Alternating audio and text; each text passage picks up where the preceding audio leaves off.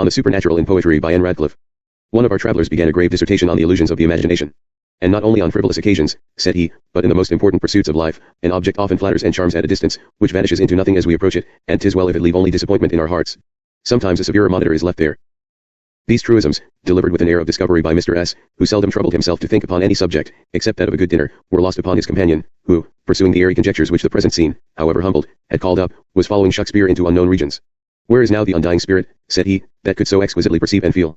That could inspire itself with the various characters of this world, and create worlds of its own, to which the grand and the beautiful, the gloomy and the sublime of visible nature, upcalled not only corresponding feelings, but passions, which seemed to perceive a soul in everything, and thus, in the secret workings of its own characters, and in the combinations of its incidents, kept the elements and local scenery always in unison with them, heightening their effect. So the conspirators at Rome pass under the fiery showers and sheeted lightning of the thunderstorm, to meet, at midnight, in the porch of Pompey's theatre. The streets being then deserted by the affrighted multitude, that place, open as it was convenient for their counsel, and, as to the storm, they felt it was not more terrible to them than their own passions, nor so terrible to others as the dauntless spirit that makes them, almost unconsciously, brave its fury.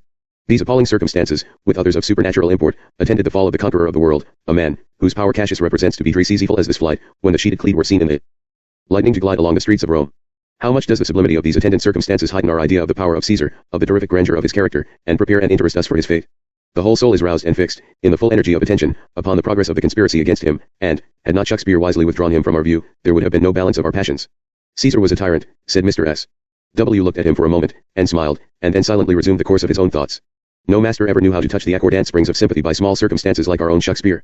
In Cymbeline, for instance, how finely such circumstances are made use of, to awaken, at once, solemn expectation and tenderness, and, by recalling the softened remembrance of a sorrow long past, to prepare the mind to melt at one that was approaching, mingling at the same time, by means of a mysterious occurrence, a slight tremor of awe with our pity.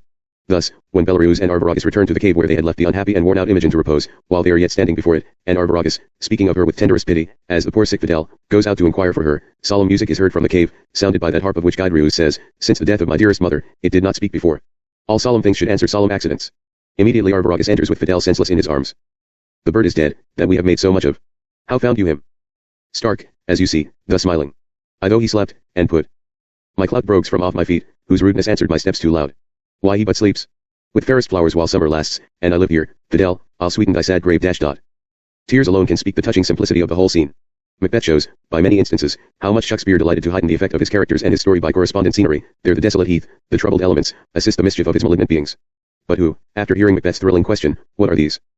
So withered and so wild in their attire, that look not like the inhabitants of the earth, and yet are auntie? Who would have thought of reducing them to mere human beings, by attiring them not only like the inhabitants of the earth, but in the dress of a particular country, and making them downright Scotch women? Thus not only contradicting the very words of Macbeth, but withdrawing from these cruel agents of the passions all that strange and supernatural air which had made them so affecting to the imagination, and which was entirely suitable to the solemn and important events they were foretelling and accomplishing. Another improvement on Shakespeare is the introducing a crowd of witches thus arrayed, instead of the three beings so withered and so wild in their attire. About the latter part of the sentence, W, as he was apt to do, thought aloud, and MZRS said, I, now, have sometimes considered, that it was quite sensible to make Scotch witches on the stage, appear like Scotch women. You must recollect that, in the superstition concerning witches, they lived familiarly upon the earth, mortal sorcerers, and were not always known from mere old women, consequently they must have appeared in the dress of the country where they happened to live, or they would have been more than suspected of witchcraft. WHLCH we find was not always the case. You are speaking of old women, and not of witches, said W laughing, and I must more than suspect you of crediting that obsolete superstition which destroyed so many wretched, yet guiltless persons, if I allow your argument to have any force. I am speaking of the only real witch, the witch of the poet, and all our notions and feelings connected with terror accord with his. The wild attire, the look not of this earth, are essential traits of supernatural agents, working evil in the darkness of mystery. Whenever the poet's witch condescends, according to the vulgar notion, to mingle mere ordinary mischief with her Molly Goodnighty, and to become familiar, she is ludicrous, and loses her power over the imagination, the illusion vanishes. So vexatious is the effect of the stage witches upon my mind, that I should probably have left the theatre when they appeared, had not the fascination of Mrs. Siddons's influence so spread itself over the whole play, as to overcome my disgust, and to make me forget even Shakespeare himself, while all consciousness of fiction was lost, and his thoughts lived and breathed before me in the very form of truth. Mrs. Siddons, like Shakespeare, always disappears in the character she represents, and throws an illusion over the whole scene around her, that conceals many defects in the arrangements of the theatre.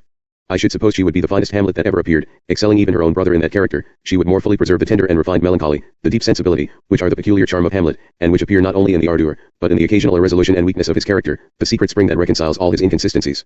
A sensibility so profound can with difficulty be justly imagined, and therefore can very rarely be assumed. Her brother's firmness, incapable of being always subdued, does not so fully enhance, as her tenderness would, this part of the character. The strong light which shows the mountains of a landscape in all their greatness, and with all their rugged sharpness, gives them nothing of the interest with which a more gloomy tint would invest their grandeur, dignifying, though it softens, and magnifying, while it obscures. I still think, said Mr. S., without attending to these remarks, that, in a popular superstition, it is right to go with the popular notions, and dress your witches like the old woe and the place where they are supposed to have appeared. As far as these notions prepare us for the awe which the poet designs to excite, I agree with you that he is right in availing himself of them, but, for this purpose, everything familiar and common should be carefully avoided.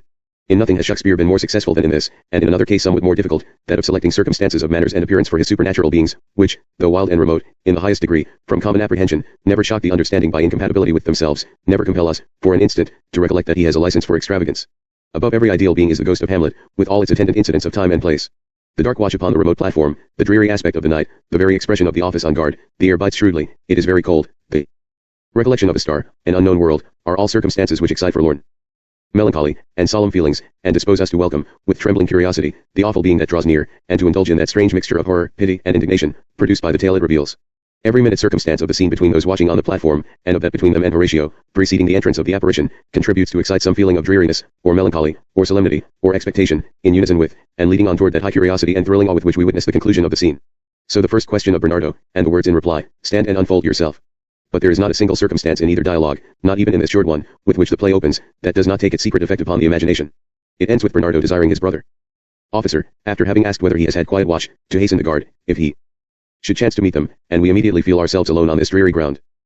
When Horatio enters, the challenge, the dignified answers, friends to this ground, and liegemen to the Dane, the question of Horatio to Bernardo, touching the apparition, the unfolding of the reason why Horatio has consented to watch with them the minutes of this night, the sitting down together, while Bernardo relates the particulars of what they had seen for 2 nights, and, above all, the few lines with which he begins his story, last night of all, and the distinguishing, by the situation of yon same star, the very point of time when the spirit had appeared, the abruptness with which he breaks off, the bell then beating 1, the instant appearance of the ghost, as though ratifying the story for the very truth itself, all these are circumstances which the deepest sensibility only could have suggested, and which, if you read them 1,000 times, still continue affect you almost as much as the first. I thrill with delighted awe, even while I recollect and mention them, as instances of the exquisite art of the poet. Certainly you must be very superstitious, said Mr. S., or such things could not interest you thus. There are few people less so than I am, replied W., or I understand myself and the meaning of superstition very ill. That is quite paradoxical. It appears so, but so it is not. If I cannot explain this, take it as a mystery of the human mind. If it were possible for me to believe the appearance of ghosts at all, replied Mr. S., it would certainly be the ghost of Hamlet, but I never can suppose such things, they are out of all reason and probability. You would believe the immortality of the soul, said W., with solemnity, even without the aid of revelation, yet our confined faculties cannot comprehend how the soul may exist after separation from the body. I do not absolutely know that spirits are permitted to become visible to us on earth, yet that they may be permitted to appear for very rare and important purposes, such as could scarcely have been accomplished without an equal suspension, or a momentary change, of the laws prescribed to what we call nature, that is, without one more exercise of the same creative power of which we must acknowledge so many millions of existing instances, and by which alone we ourselves at this moment breathe, think, or disquisite at all, cannot be impossible, and, I think, is probable. Now, probability is enough for the poet's justification, the ghost being supposed to have come for an important purpose.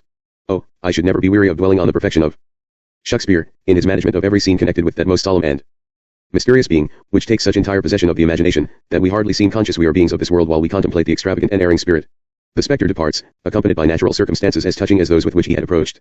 It is by the strange light of the glowworm, which tends to pale his ineffectual fire, it is at the first scent of the morning air, the living breath, that the apparition retires.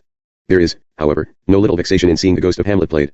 The finest imagination is requisite to give the due coloring to such a character on the stage, and yet almost any actor is thought capable of performing it. In the scene where Horatio breaks his secret to Hamlet, Shakespeare, still true to the touch of circumstances, makes the time evening, and marks it by the very words of Hamlet, "Good even, sir," which Hanmer and Warburton changed, without any reason, to "good morning," thus making Horatio relate his most interesting and solemn story by the clear light of the cheerfulest part of the day, when busy sounds are stirring, and the sun itself seems to contradict every doubtful tale, and lessen every feeling of terror. The discord of this must immediately be understood by those who have bowed the willing soul to the poet. How happens it then, said Mr. S., that objects of terror sometimes strike us very forcibly, when introduced into scenes of gaiety and splendor, as, for instance, in the banquet scene in Macbeth? They strike, then, chiefly by the force of contrast, said W., but the effect, though sudden and strong, is also transient. It is the thrill of horror and surprise, which they then communicate, rather than the deep and solemn feelings excited under more accordant circumstances, and left long upon the mind. Whoever suffered for the ghost of Banquo, the gloomy and sublime kind of terror, which that of Hamlet calls forth? Though the appearance of Banquo, at the high festival of Macbeth, not only tells us that he is murdered, but recalls to our minds the fate of the gracious Duncan, laid in silence and death by those who, in this very scene, are revelling in his spoils. There, though deep pity mingles with our surprise and horror, we experience a far less degree of interest, and that interest too of an inferior kind. The union of grandeur and obscurity, which Mr. Burke describes as a sort of tranquility tinged with terror, and which causes the sublime, is to be found only in Hamlet, or in scenes where circumstances of the same kind prevail. That may be, said Mr. S., and I perceive you are not one of those who contend that obscurity does not make any part of the sublime. They must be men of very cold imaginations, said W., with whom certainty is more terrible than surmise. Terror and horror are so far opposite, that the first expands the soul, and awakens the faculties to a high degree of life, the other contracts, freezes, and nearly annihilates them. I apprehend that neither Shakespeare nor Milton by their fictions, nor M.R. Burke by his reasoning, anywhere look to positive horror as a source of the sublime, though they all agree that terror is a very high one, and where lies the great difference between horror and terror, but in the uncertainty and obscurity that accompany the first, respecting the dreaded evil. But what say you to Milton's image, on his brow sat horror plume trademark? As an image, it certainly is sublime, it fills the mind with an idea of power, but it does not follow that Milton intended to declare the feeling of horror to be sublime, and after all, his image imparts more of terror than of horror, for it is not distinctly pictured forth, but is seen in glimpses through obscuring shades, the great outlines only appearing, which excite the imagination to complete the rest. He only says, sat horror plumed. You will observe that the look of horror and the other characteristics are left to the imagination of the reader, and according to the strength of that, he will feel Milton's image to be either sublime or otherwise. Milton, when he sketched it, probably felt that not even his art could fill up the outline, and present to other eyes the countenance which his mind's eye gave to him. Now, if obscurity has so much effect on fiction, what must it have in real life, when to ascertain the object of our terror, is frequently to acquire the means of escaping it? You will observe that this image, though indistinct or obscure, is not confused. How can anything be indistinct and not confused? Said Mr. S. That question is from the new school, replied W, but recollect, that obscurity or indistinctness is only a negative, which leaves the imagination to act upon the few hints that truth reveals to it. Confusion is a thing as positive as distinctness, though not necessarily so palpable, and it may, by mingling and confounding one image with another, absolutely counteract the imagination, instead of exciting it. Obscurity leaves something for the imagination to exaggerate. Confusion, by blurring one image into another, leaves only a chaos in which the mind can find nothing to be magnificent, nothing to nourish its fears or doubts, or to act upon in any way. Yet confusion and obscurity are terms used indiscriminately by those who would prove that Shakespeare and Milton were wrong when they employed obscurity as a cause of the sublime, that Mr. Burke was equally mistaken in his reasoning upon the subject, and that mankind have been equally in error as to the nature of their own feelings when they were acted upon by the illusions of those great masters of the imagination, at whose so potent bidding the passions have been awakened from their sleep, and by whose magic a crowded theatre has been changed to a lonely shore, to a witch's cave, to an enchanted island, to a murderer's castle, to the ramparts of an usurper, to the battle, to the midnight carousal of the camp or the tavern, to every various scene of the living world. Yet there are poets, and great ones too, said Mr. S., whose minds do not appear to have been very susceptible of those circumstances of time and space, of what you, perhaps, would call the picturesque in feeling, which you seem to think so necessary to the attainment of any powerful effect on the imagination. What say you to Dryden? That he had a very strong imagination, a fertile wit, a mind well prepared by education, and great promptness of feeling, but he had not, at least not in good proportion to his other qualifications, that delicacy of feeling, which we call taste. Moreover, that his genius was overpowered by the prevailing taste of the court, and by an intercourse with the world, too often humiliating to his morals, and destructive of his sensibility. Milton's better morals protected his genius, and his imagination was not lowered by the world. Then you seem to think there may be great poets, without a full perception of the picturesque. I mean by picturesque, the beautiful and grand in nature and art, and with little susceptibility to what you would call the accordant circumstances, the harmony of which is essential to any powerful effect upon your feelings. No, I cannot allow that. Such men may have high talents, wit, genius, judgment, but not the soul of poetry, which is the spirit of all these, and also something wonderfully higher, something too fine for definition. It certainly includes an instantaneous perception, and an exquisite love of whatever is graceful, grand, and sublime, with the power of seizing and combining such circumstances of them, as to strike and interest the reader by the representation, even more than a general view of the real scene itself could do. Whatever this may be called, which crowns the mind of a poet, and distinguishes it from every other mind, our whole heart instantly acknowledges it in Shakespeare, Milton, Gray, Collins, Beattie, and a very few others, not excepting Thomson, to whose powers the sudden tear of delight and admiration bears at once both testimony and tribute. How deficient Dryden was of a poet's feelings in the fine province of the beautiful and the graceful, is apparent from his alteration of the Tempest, by which he has not only lessened the interest by encumbering the plot, but has absolutely disfigured the character of Miranda, whose simplicity, whose tenderness and innocent affections, might, to use Shakespeare's own words in another play, be shrined in crystal. A love of moral beauty is as essential in the mind of a poet, as a love of picturesque beauty. There is as much difference between the tone of Dryden's moral feelings and those of Milton, as there is between their perceptions of the grand and the beautiful in nature. Yet, when I recollect the Alexander's feast, am astonished at the powers of Dryden, and at my own daring opinions upon them. And should be ready to unsay much that I have said, did I not consider this particular instance of the power of music upon Dryden's mind, to be as wonderful as any instance he has exhibited of the effect of that enchanting art in his sublime ode. I cannot, however, allow it to be the finest ode in the English language, so long as remember Gray's Bard, and Collins's Ode on the Passions. But, to return to Shakespeare, I have sometimes thought, as I walked in the deep shade of the north terrace of Windsor Castle, when the moon shone on all beyond, that the scene must have been present in Shakespeare's mind, when he drew the night scenes in Hamlet, and, as I have stood on the platform, which there projects over the precipice, and have heard only the measured step of a sentinel or the clink of his arms, and have seen his shadow passing by moonlight, at the foot of it high eastern tower, I have almost expected to see the royal shade-armed cap AP standing still on the lonely platform before me.